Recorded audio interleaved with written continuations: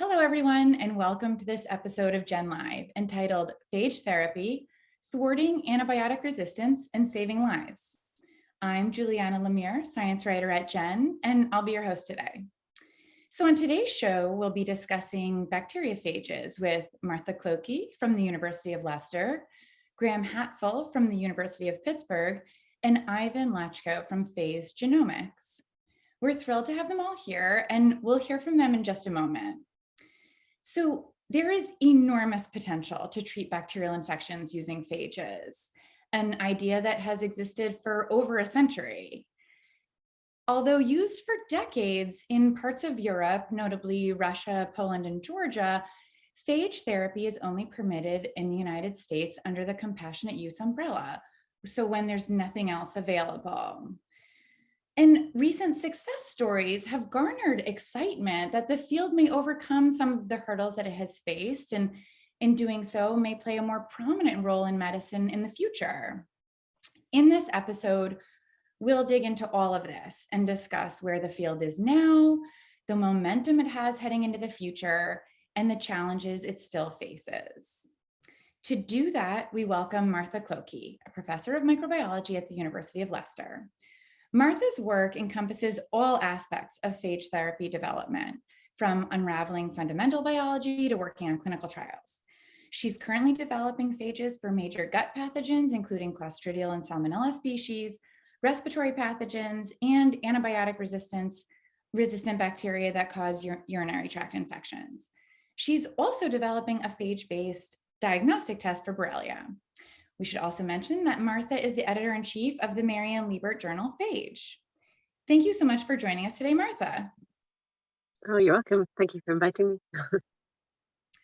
So we're also excited to welcome Graham Hatfull, professor of biotechnology at the University of Pittsburgh, where he's been since 1988, and an HHMI professor. Graham's interest is largely in mycobacteria and their phages. His lab works to understand gene function, regulation, and the evolutionary mechanisms of these phages. That said, this research has become very translational in the past few years, and we'll hear more about all of that today. We'll also learn more about a program Graham is involved in, HHMI's C-Phages programs, which uses phage hunting to engage undergraduate and high school students in scientific research, and which is super cool. So welcome, Graham. Thanks for joining us today.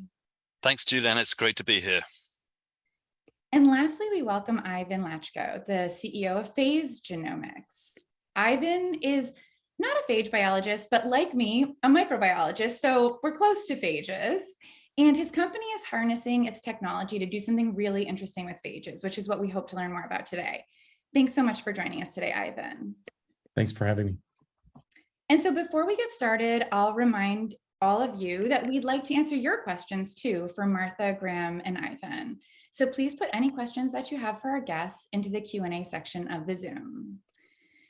So before we get into all of the questions that we have for all of you today, I would like to learn a little bit more about the work that is going on in your labs today or at your company today. So I just want to start by asking each of you to tell us a little bit more about the research going on, like what you're working on right now. So Martha, I'll start with you. Okay, so we're working within the human space on urinary tract infections. So we have a project based on looking at E. coli and also Klebsiella phages. So first of all, we built up a large strain collection of all the E. coli and Klebsiella associated with urinary tract infections, largely from hospitals within the UK. And then we isolated many phages that target these pathogens. So we did a lot of work figuring out which phages were the most effective on these particular strains. And then we worked out, well, which phages are most effective when you combine them. We did work in biofilm models, and we're just now doing the work looking at their efficacy in a mouse model. We're going to put the phages directly into the bladder of a mouse to see how effective they are at removing infection in that context. So that's a project led by myself and also a clinical doctor known as she's Melissa Haynes. So we've been putting a lot of research effort into that project, and then we have another project looking at the efficacy of phages to remove gut pathogens in poultry. So though they might sound a little bit distinct, the poultry work is very informative for the other work, because we have very large numbers of animals that we've tested the phages in. It's normally about 1,000 birds per trial. We're looking at things like, what is the right dosage of phages? How often should you apply them? Is it okay to apply them through in this context, through the feed? So we're trying to look at some of these applied aspects, as well as looking at some of the more fundamental aspects of which phages are the most effective. Okay, yeah, that's super interesting. And I'm glad that you mentioned biofilms, actually, because I have a question about, we can get to that later, but about how phages would ever find their way into a biofilm. So I'll mark that for later. So Graham, can you share a little bit about the work going on in your lab today? Yeah, so I'm a basic biologist or microbiologist interested in sort of fundamental questions, and we've been studying phage genomics for 30-something odd years now, with a view of trying to understand their diversity, their evolution, their origins, and so we've had ongoing programs to address those questions for a long time now, and through the development of integrated research education programs, which we can talk about in a bit if that's of interest. We as a large group of students and faculty have assembled a collection of phages of something like 20,000 phages over a set of hosts within the phylum of the Actinobacteria. Part of the core question we're interested in, and we've been studying for a while and actively doing so now, is trying to understand the mechanisms behind the specificity that phages have for their hosts.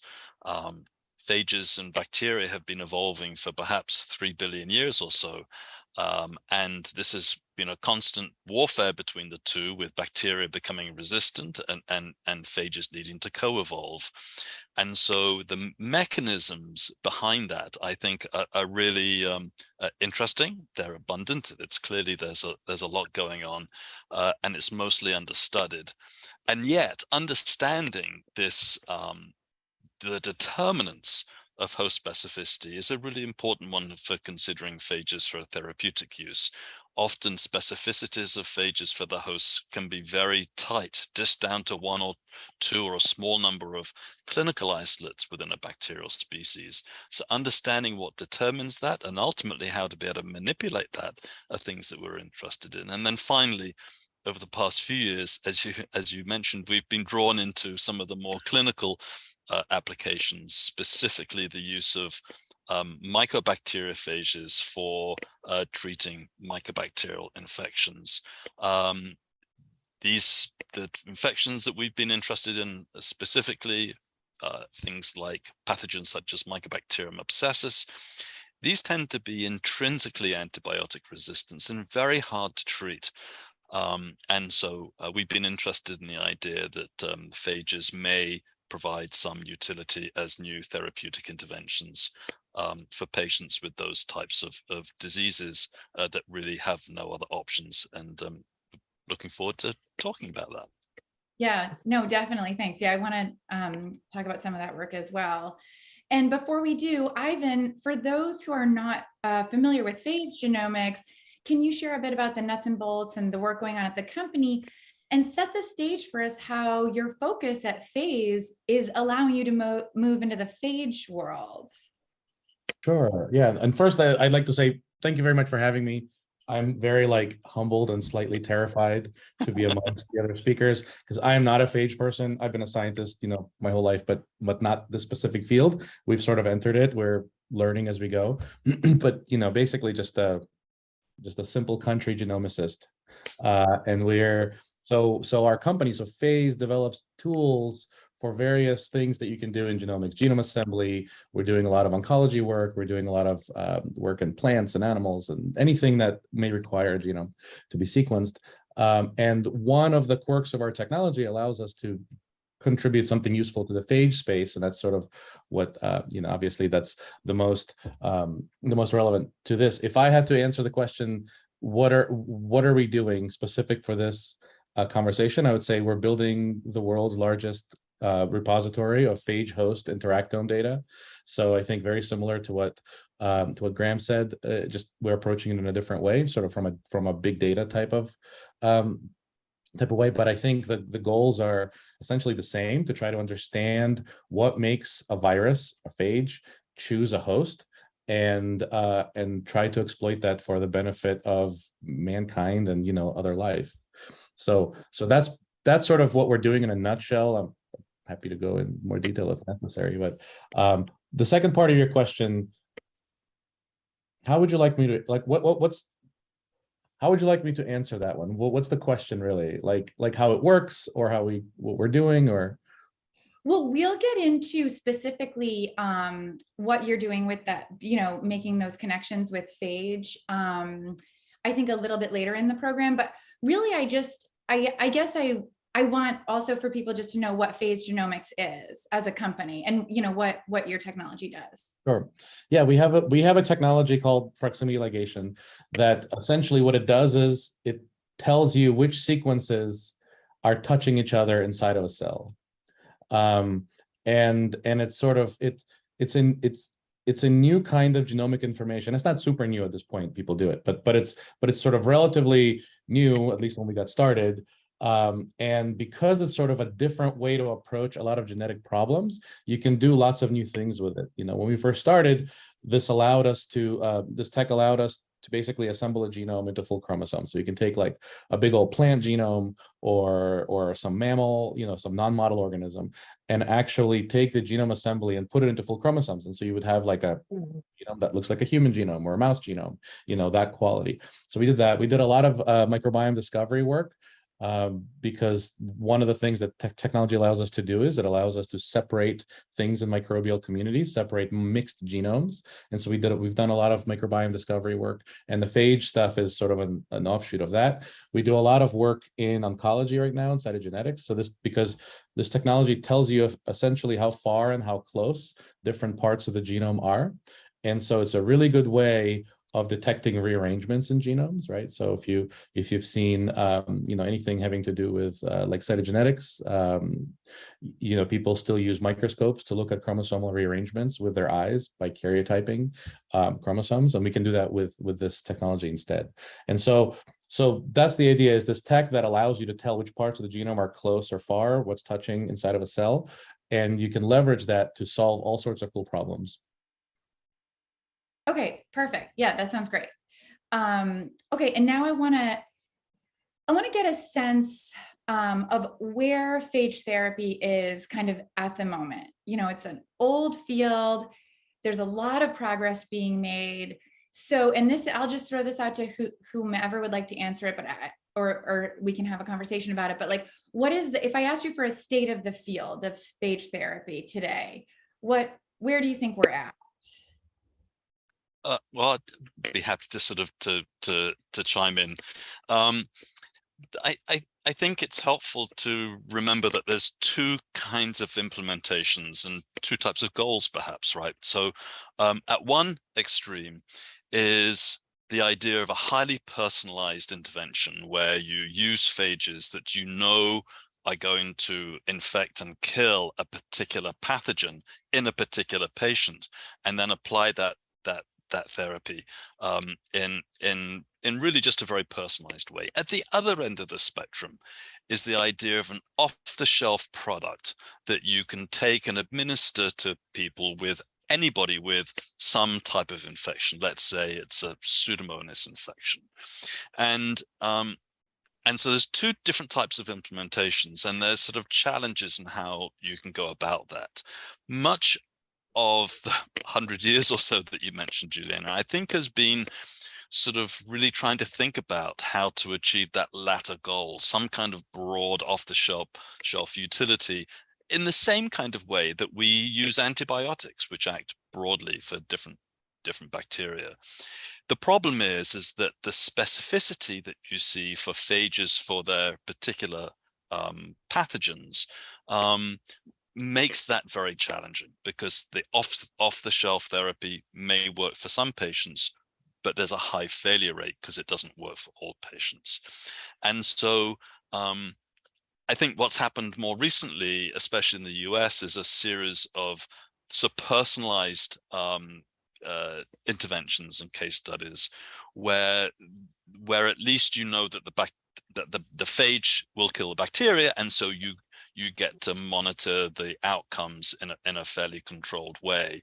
And so clearly we would like to go beyond just those single case studies, compassionate use studies, and get into clinical trials where you can understand all the parameters and the variabilities with dosage, routes of infection, pharmacokinetics, outcomes, timing, regimens, etc. All of those questions need to be addressed through clinical trials. And so I think that at least in the US and in Europe, the field is very much at that point of trying to transition from those personalized cases and using the information gained from those sort of compassionate use cases and packaging that into clinical trials, of which there's quite a lot have already started in order to learn. And really, the outcomes of those trials are likely to help to dictate where and what the future is going to be. How many clinical trials are there going on right now, Graham? I mean, I heard of one starting this month, actually. I mean, I've heard that, I haven't looked it up directly, but I heard the number cited that if you look at clinicaltrials.gov or whatever the site is, there's like 60 or so trials listed there in total. So it's quite a lot, mostly early phase trials, and on all sorts of areas. You perhaps are referring to the one that's just been announced and I think initiated in San Diego by the IPATH group. But there's quite a lot of other action going on. And so mostly we don't have data from all of those yet, but that's going to happen relatively quickly, and it's going to be very informative and I think influential. Okay, terrific. And I guess we shouldn't go too much further, I think, without also getting a state of where antibiotic resistance is at the moment. I mean, the number that I pulled up was in the US anyway, 2.8 million infections a year and 35,000 deaths. I don't know if that sounds about right to you, but yeah, no, that does sound about right. There was, I think, the most recent large-scale analysis that was published in the Lancet Journal of Infection showed there was 2 million people died in 2019 worldwide of an antimicrobial resistant infection. So it's a real problem and rising. And then the figure that's always quoted is that unless we do anything, by 2050 there'll be 10 million people a year dying. So to put that into context, about 6 million people across the globe have died so far from COVID. So you can see it's going to be a really it's a major problem. And I think that is really what is motivating a lot more interest in phage therapy. I mean, you can see that there's a lot more interest now, both from clinicians, from companies, government initiatives across the world to fund phage research. So I think what Graham said is it's a really good. It was a really nice summary of the fact that there are these two approaches. But clearly, whichever approach gets developed, and most likely there'll be a need for both. There's still a huge amount of phage research that needs to be done to make sure that we actually develop phages that are the right phages, so that have got the most effective properties. Because a phage is a much more complex thing than a simple antibiotic. So phages have evolved a sort of delicate dance around bacteria who then try to stop being killed, and then phages have countermeasures and so on and so forth. So it's there's a complex web of interactions that people are just sort of pull it slowly. As more research in phages gets funded, we find out more about the subtleties of these interactions. So not all phages are going to be suitable for therapy. So we want to really make sure that as the therapy develops and as the field develops, we understand which features make the best phages. So there's a lot of interest, I'd say, in that area. That's one of the focuses of the work that we do in our lab, and many other people as well in different systems, just trying to really see how phages operate. Because if you look at a phage genome, it might be anywhere between, say, 50 kb to 500 kb in some cases. And very often, literally 90% of the genome is still unknown, the functions of all of those genes. So there's a lot of our ability to isolate them and sequence them is much more rapid than our ability to actually understand how those phages are functioning, how they take over the bacteria, and how they kill those bacteria, and which ones will work better in a sort of infection environment. And if I could just pick up on that theme, Martha, I think it's a really important point that you made, that I think in worldwide there was a lot of interest, very active area of bacteriophage studies in the sort of 1950s and the 1960s, and maybe a little bit into the 1970s. And I think in the US, if you look at the number of NIH funded grants in the sort of 1980s and 1990s that funded basic phage research, you could probably count them on one hand. Everybody moved off to bigger and more exciting issues and problems.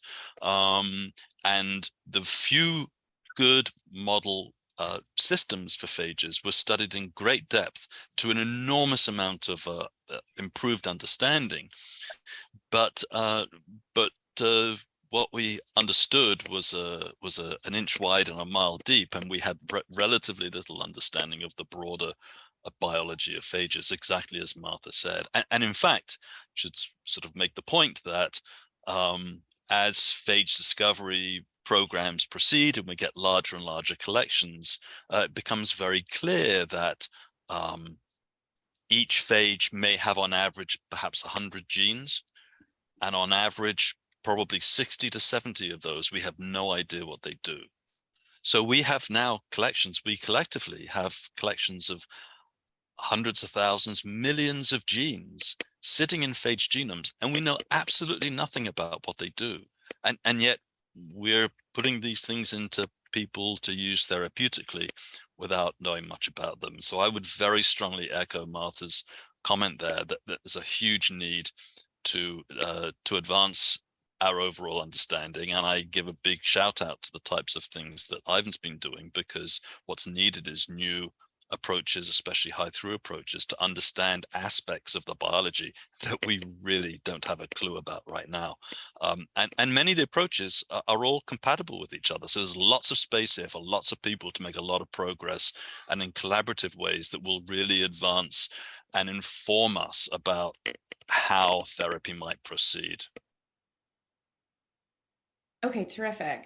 Yeah, Ivan, why don't we transition a little bit? Because also speaking about, funding, I mean, your company has been given money by both the government and also the Bill and Melinda Gates Foundation to fund this work. So, I mean, I guess what I'm wondering is hopefully there's like interest and also funding going into this more and more, as we were saying, the antibiotic resistance problem is just getting bigger and bigger. And so can you touch on, I mean, there's so many different things to touch on here. It's like we have to talk about resistance and all the challenges, and let's start with what both you and Graham have already touched on, which is the difficulty in finding which phage is going to, I mean, if somebody presents with a bacterial infection, how are you going to find the matching phage? I mean, that sounds like, correct me if I'm wrong, one of the biggest challenges in this field.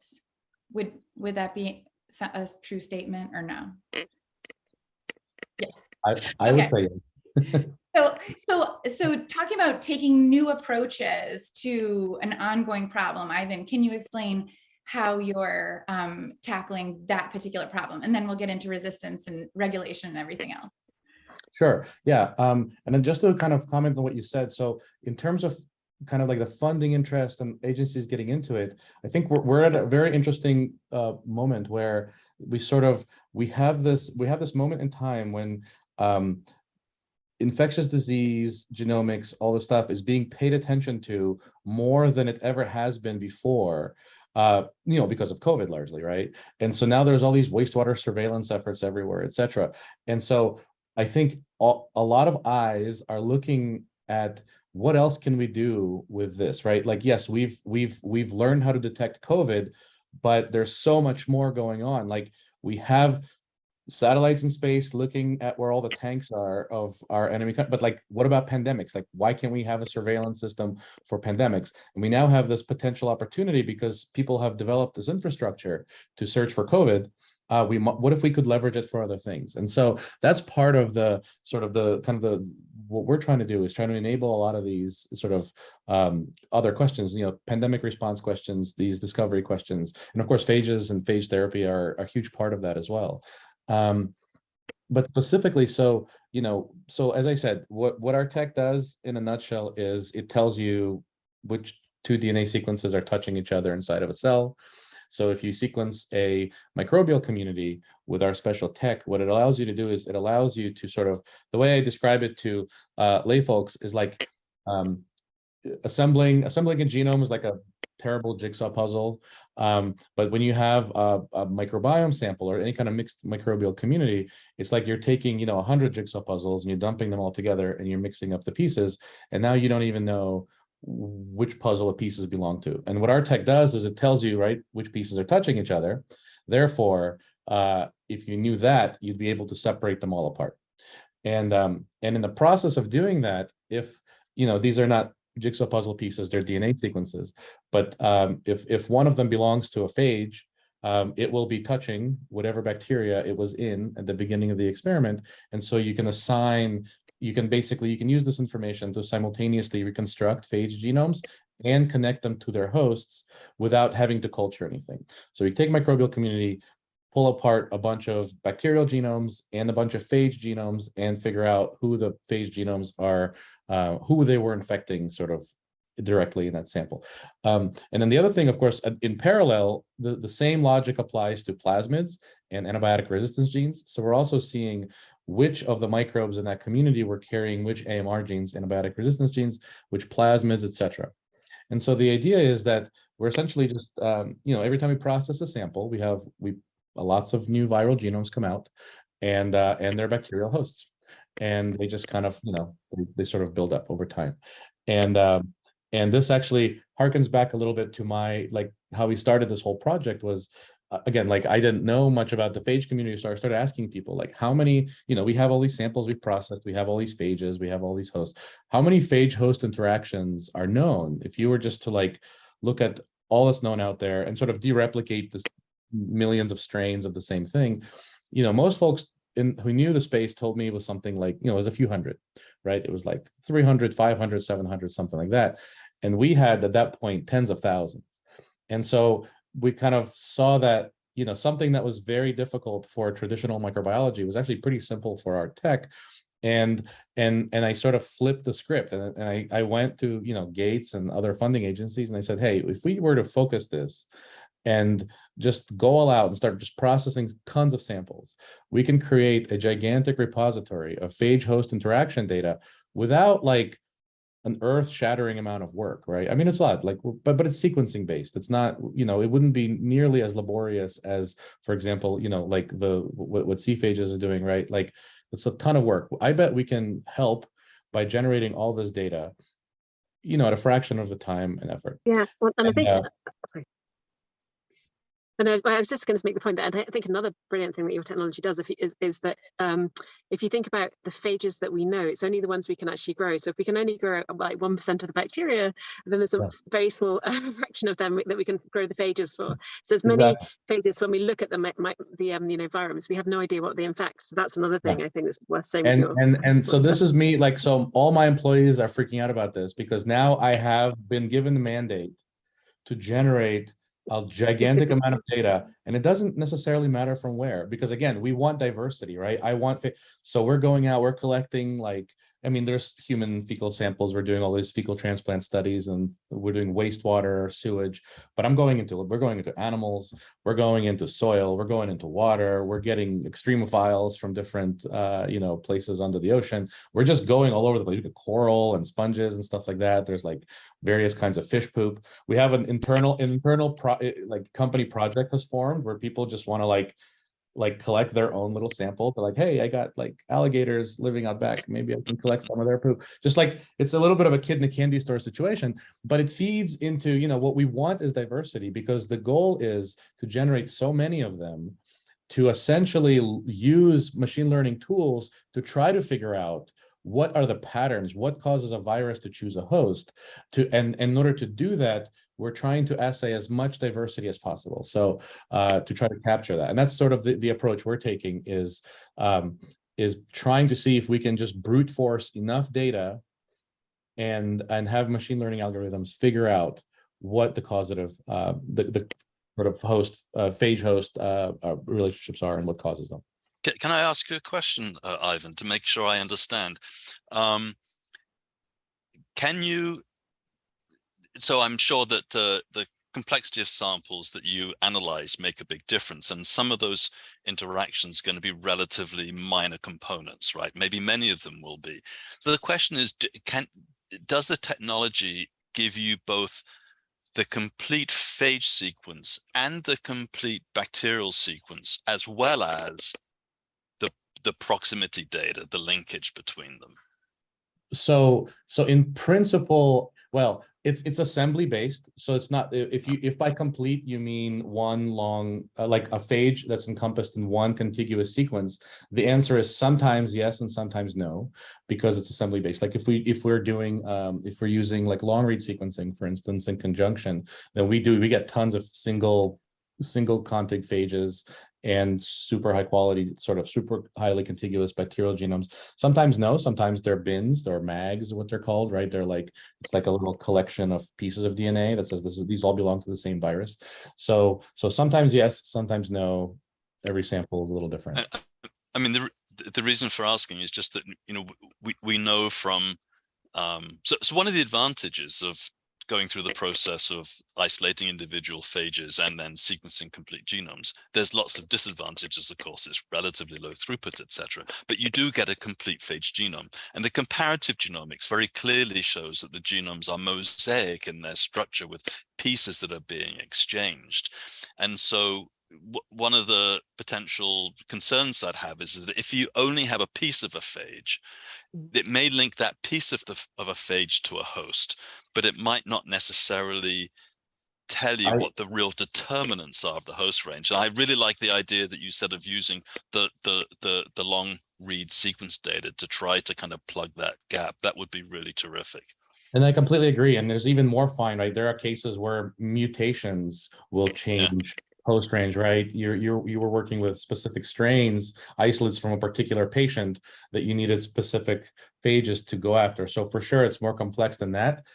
We don't know how deep we'll be able to drive this, but the idea is essentially, like I said, it's not super elegant, but we think that we brute force with enough data, the things that are relevant will rise to the top. That's the hypothesis. It's a different approach because, again, I've been a microbiologist for a long time too. So yeah, culturing that one strain and knowing exactly what it has is super important. And this feels like such a like a clumsy way of doing it, but like AI has been shown to do magical things. And I think we can do a lot. Even if we can't do everything, we'll be able to at least help direct more specific efforts like culturing efforts, right? So at least we'll be able to say, here, you know, shorten the distance between getting a sample from a patient and giving them the right phage, right? Maybe we won't completely create the whole thing de novo, but at least we will help get you on the right track quickly.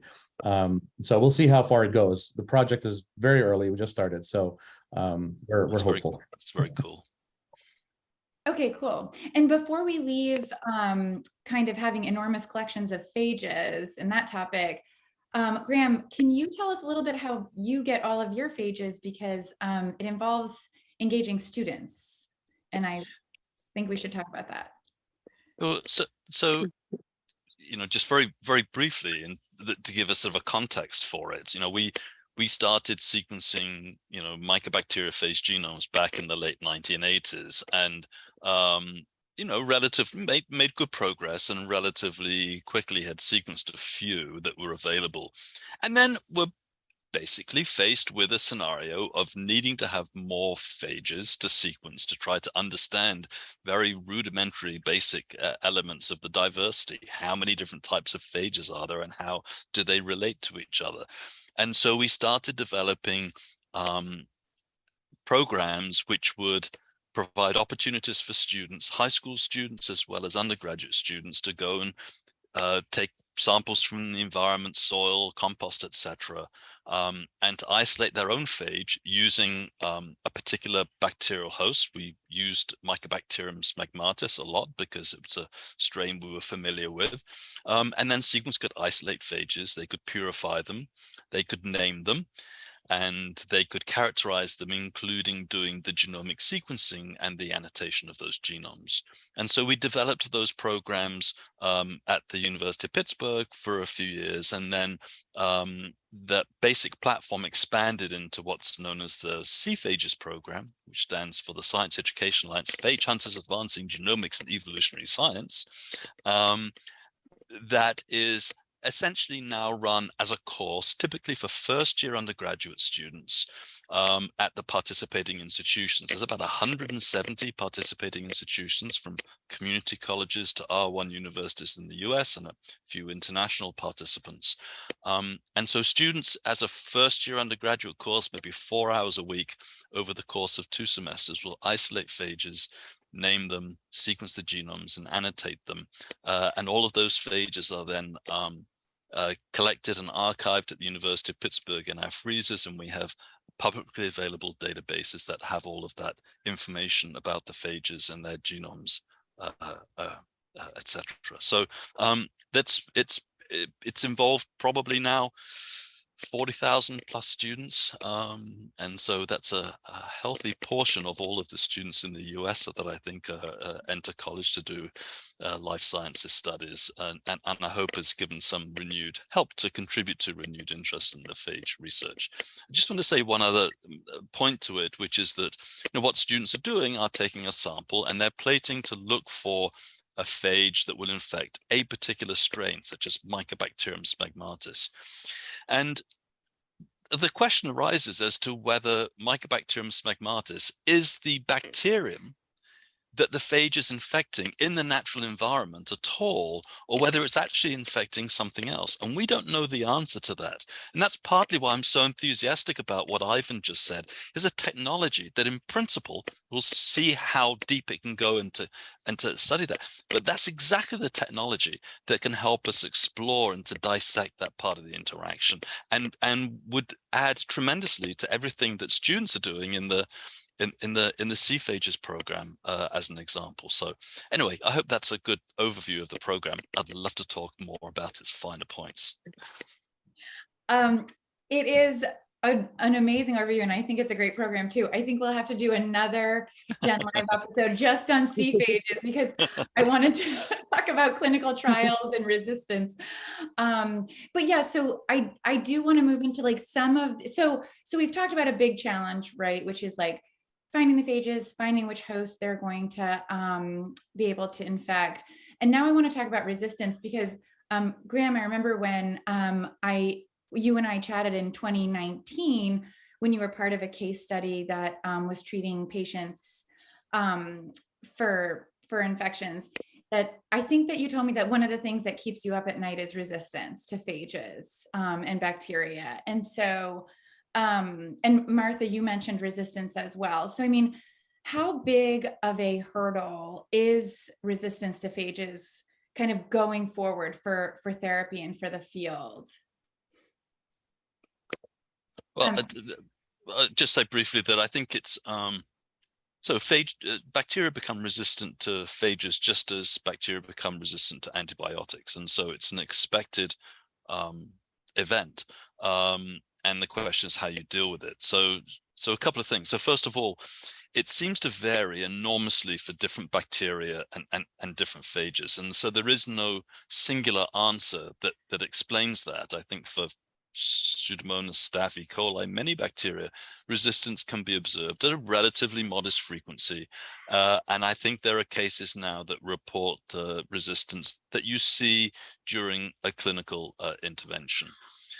For reasons that we don't really understand, many of the mycobacteria appear to be in a different class where resistance appears not to be a problem. And so we've been involved in treating, I think now 11 patients with only a single phage, because that's all that we had.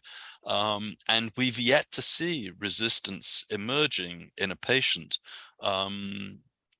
to that phage. And so that's a little bit of a surprise, although it's also a bit of a delight as well, because it greatly simplifies that what would otherwise be, exactly as you said, a nightmare scenario.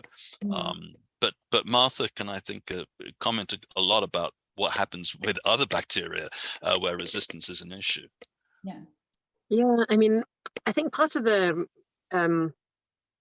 comes down to the way that we study resistance. So that it seems the standard way that people study it is where you're growing your bacteria in a lovely thick rich soup of broth, and they're growing really well, and you're putting in large numbers of bacteriophages, maybe one phaged bacteria or perhaps even 10 phages for every individual bacteria in there. So you're really forcing and driving resistance at a massive rate due to those conditions.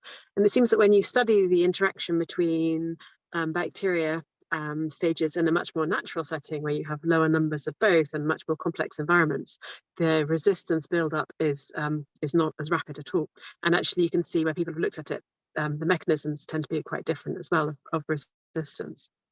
So I think it's a really important aspect to study, but it's you can certainly minimize. I think in the short term especially, people have shown that if you use multiple bacteriophages that infect slightly differently, you can see even in those conditions where resistance is normally fairly rapid, you can lower it.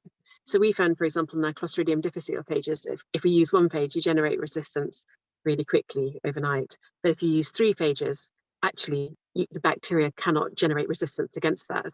And we've also shown that if you generate a phage-resistant mutant against one phage, that mutant is still susceptible to other phages that we use. So there is a very high cost in general as well to a bacteria that's generated resistance against a phage, because generally it has to lose something that it actually needs, like perhaps a sugar, something to transport sugars into the cell or something. So it can be that they become resistant to phages, but actually they're not such good pathogens. So I think looking at resistance right at the beginning is going to be really key in choosing phages that both individually and together the bacteria don't generate rapid resistance to will be key to developing successful products. Martha, have you looked at how quickly they lose the resistance after not being given phages for a while? Yeah, they seem to they lose it as quickly as they gain it. So yeah. And then I also wanted to touch on, I promised I'd get back to it later in the show, Martha, but administration of phages. So, you know, how do you think about that, especially when going into an infection, say, as we mentioned, in a biofilm or intracellular bacteria, or ones that might be, you know, a little bit more challenging than other areas of infection?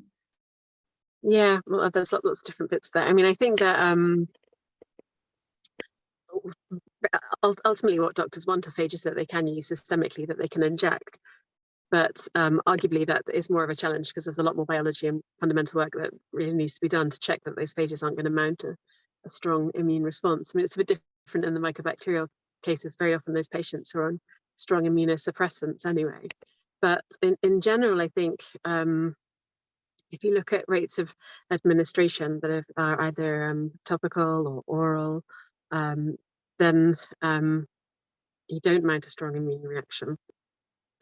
But the issue of intracellular infection is a really interesting one. It used to be thought that it was quite prohibitive to get phages into the human cells. There's been a fair amount of work more recently looking at, for example, putting phages into liposomes to try and help with that delivery. And actually there's been more research as well showing that phages can indeed cross monolayers of eukaryotic cells. So I think it's not unfeasible that phages could be used to intracellular, but certainly it's more complicated. So if you're treating something like a bladder infection with E. coli, the hope would be, we would hope that we'd be able to kill enough on the outside for then the body to respond to that lower bacterial load and overcome the infection. So I think with phages as well, you don't necessarily maybe need to obliterate everything, but if you can just lower that pressure to allow the immune system to clear the infection, it could be very beneficial. Okay.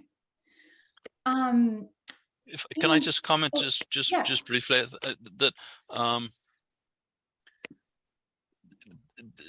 that at least, well, So in our experience, so most of the patients for which we've helped to provide phages for, most of them have been given as IV treatments. Whether that's the best route, we don't know, because we don't have trials which would assess those as a variable, right? And so, but we do see and have had some favorable outcomes. And one of the things that's interesting is, even in patients that are immunocompetent, we not surprisingly see a robust immune response that is actually neutralizing for the phage in the lab. So we take patients' serum and add it to phages in the lab, and then test to see whether it inactivates them. And that is what we see commonly, and that shouldn't be a surprise. COVID vaccines mount a lovely immune response against COVID that's strongly neutralizing. And in this case, we're giving these phage particles at about a billion particles per dose twice a day for weeks or months. Hardly surprised that they mount a robust reaction that is neutralizing. However, what's less clear is whether that interrupts with a good clinical or favorable outcome. In some patients, it appears that it maybe interferes with a favorable outcome, and in other patients, that seems not to cause a concern or a problem. And so this is just an illustration of why we need to get to the point of doing those clinical studies so that we can understand these questions. None of it's trivial.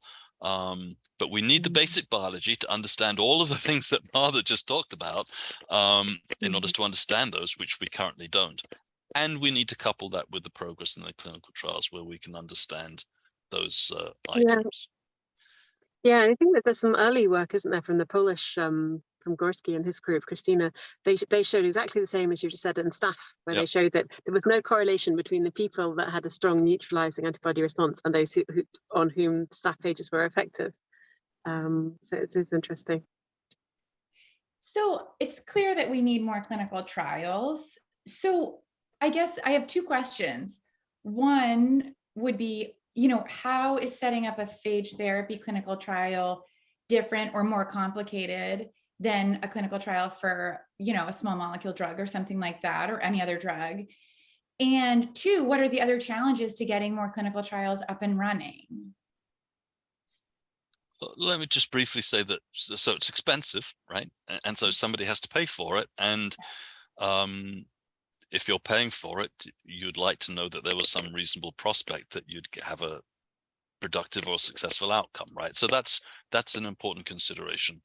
But once again, it goes back to this issue of these implementations. From one end, a highly personalized effect versus an off-the-shelf effect. And so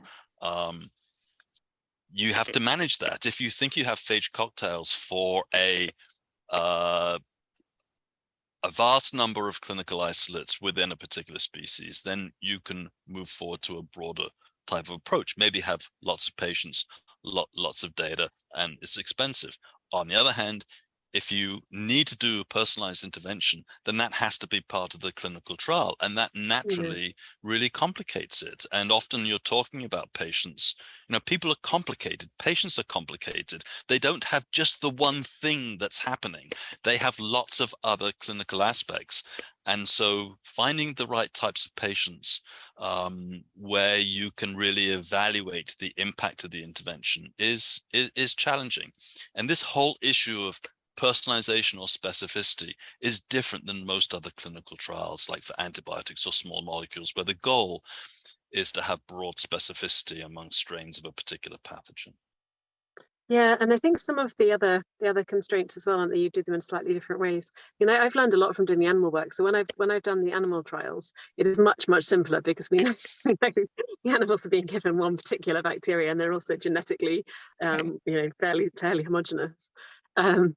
But there, even when we would design those trials, there's normally 16 people. So I sit listening to, there's vets, there's feed specialists, there's physiologists, there's trial designers, and then they I don't think treat phage. They ask me for the phage knowledge, and then they use all the different bits of knowledge that they've got. So I don't think they're seeing phages as being massively different to other compounds that they that they put that they use as antimicrobials.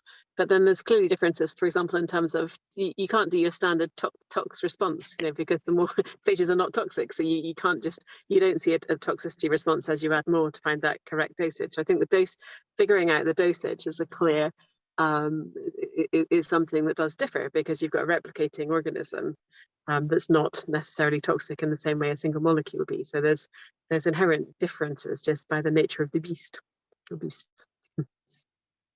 Yeah.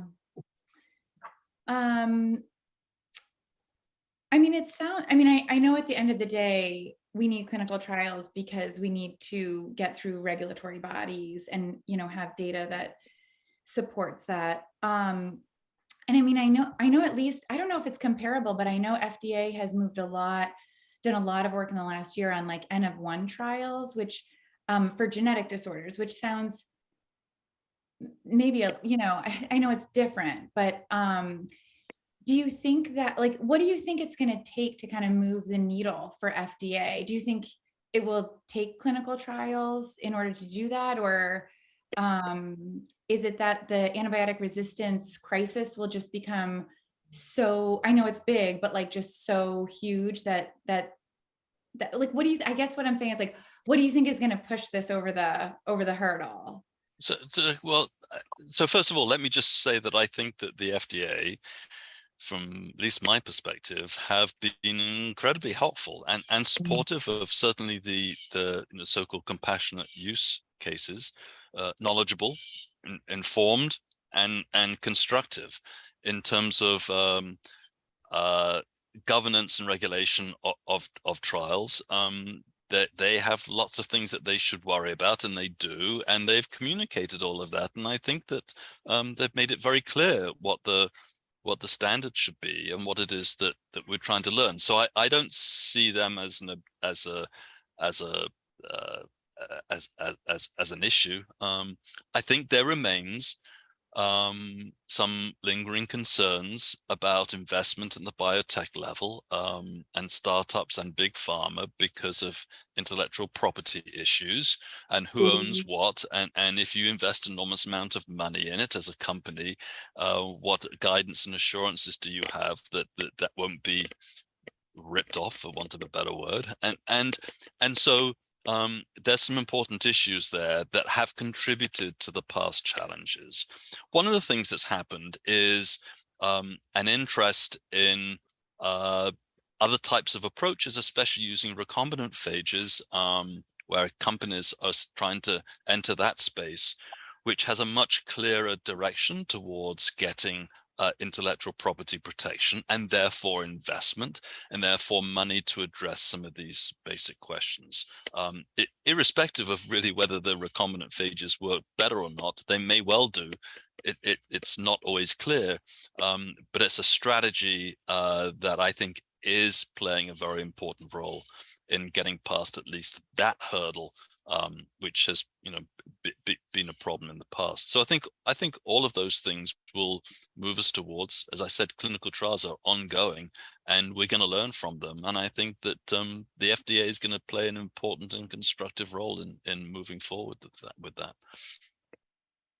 Yeah, I think that there are the structures. We've been looking at this bit in the UK setting, for example. We have the NHS, so it's sort of complete control of the health system in general.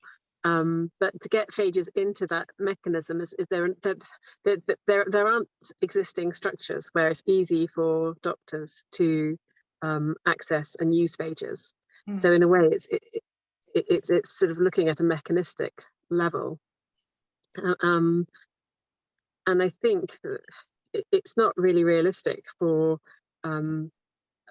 within the practices at the moment to have bespoke personalized medicine for everybody who needs it. So it's in a really difficult position, because you can see there's a situation where people have got really bad diseases now that they're dying of or they're seriously ill with, and they can't access phage technology. And then in order for it to become more accessible, we need to do these trials. So it's a bit messy at the moment. I think there needs to be probably mechanisms to help people who are completely resistant to antibiotics, and they clearly need help at this stage.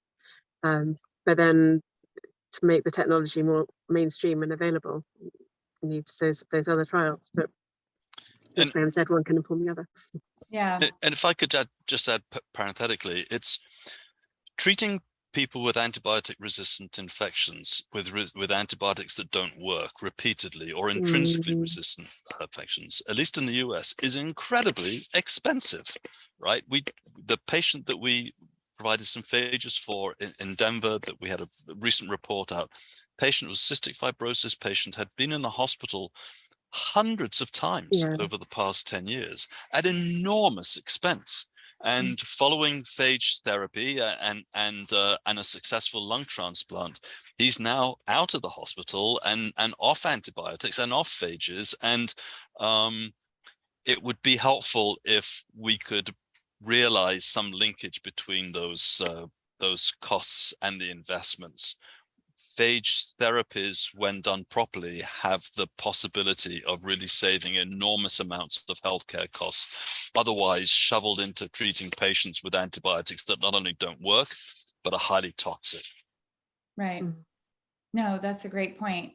And I want to follow up too, Martha, on the point that you were making about kind of the feedback loop. Like, it's hard for physicians to find the phage, but then if it's not in the system, but then it's hard for patients. So we have a question from an audience member who's wondering about a particular strain of Stenotrophomonas and whether phage is available for this. And so I guess that's one question. Do you know of any phage therapy for this? But also, in a more general sense, how do patients ask and find out about it? Because there are success stories. They seem to be largely like word of mouth, or somebody happened to ask someone, or things like that. So, how do patients find out about if this could be possible for them?